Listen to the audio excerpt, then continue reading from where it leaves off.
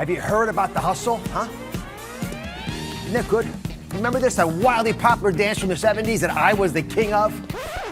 Yeah, I'm not going to torture you anymore. I'm just kidding. Today, we're talking about the side hustle, the incredibly effective strategy for getting some extra cash in your pocket. Today, we're giving you 3 proven ways to make money fast. It is the science of the side hustle. And here to help us break it all down is money master expert Nicole Lapin. Now, Nicole has become a world expert at this issue, but the science of the side hustle is not well known to many, so please explain it. It has nothing to do with dancing, No.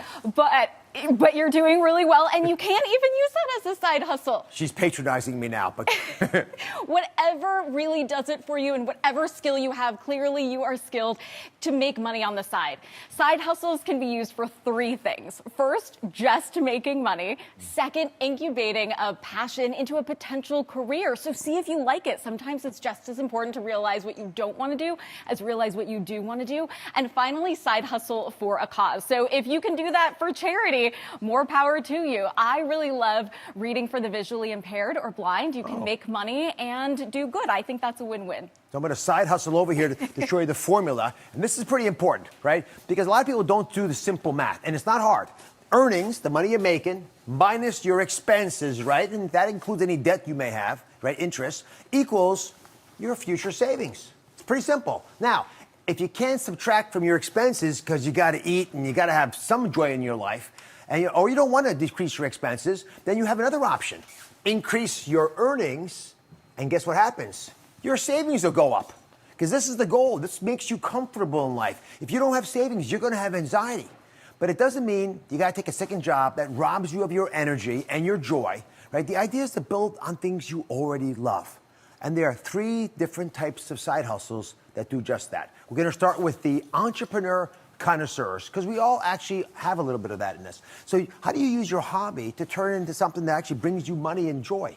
Well, you can still use it for joy, but a jobby is also something you make money at. A jobby? Yeah, it's not just a hobby. It's something that you actually make money at. You know, a hobby can be done for stress relief and joy, of course.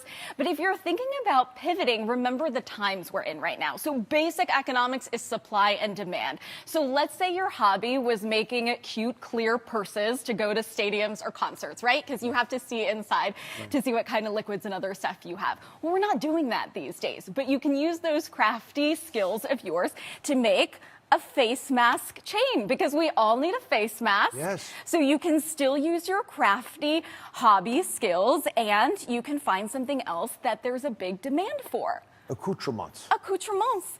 Or if you are baking, and typically you were doing this for weddings or birthdays, and of course those are prohibited now or happening less. You can do that for quarantine couples, for instance, or you can just bring them over for you, because clearly there's a demand right here. The demand right in front of me, and I'm enjoying it.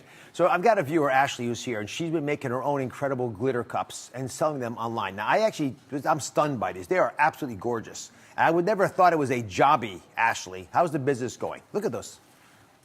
It's going great, but I actually had a question for Nicole. I was hoping to maximize my profits, but I didn't want to overwhelm myself. I was wondering if she had any advice for that. I don't want her to overwhelm herself. So Ashley, I would love for you to really focus on one thing. So clearly you like shiny and you like sparkly. Who doesn't? And so a lot of times entrepreneurs look for shiny objects and try to do so many things at once. Focus on one thing, whether it's influencer marketing or ads, and really crush just that. That way you can do something well and you don't get overwhelmed. So let me ask you a question on behalf of a lot of people, Ashley as well. How do you know if your hobby actually should become a full-time job? I mean, maybe Ashley's so good at those things, that's what she should be doing. Totally. I have a little quiz for you. Oh. Pop quiz. Number 1, is your hobby something that's a career for other folks?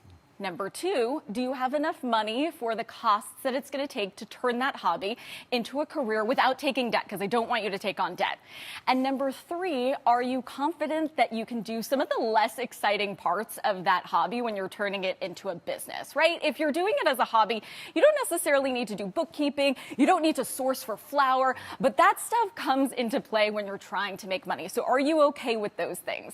And if you answered no to all or most of those things, things that I want you to really rethink. Maybe this is just a hobby, and that's okay. Or maybe if you answered yes to all of those 3 things, it could be a jobby. Ashley, where are you on that scale? How many yeses did you get? Maybe 2 out of 3. That's pretty good. I'd buy one of your things immediately. Thank you. I actually have one coming your way soon. I've been working on it. Not What? quite done yet, but once I finished, it's on the way. Here, hold it up, but I want to see what I'm getting. I like getting gifts. Well, it's very elegant. I really appreciate it. Thank you very much. I look forward to it. I think you got a lot of talent. Thank you. All right. Thank you very much. Okay. Our next side hustle is to teach new dogs your old tricks. And this has to do with sharing skills like my side hustle, dancing moves, right? Or other tasks that you've learned about in return for payment. Why not? And you can do this online. Totally. And back in the day, you probably thought that only your babysitting side hustle could be done in real life. No longer the case. There are some parents that are getting virtual babysitters to watch their kids.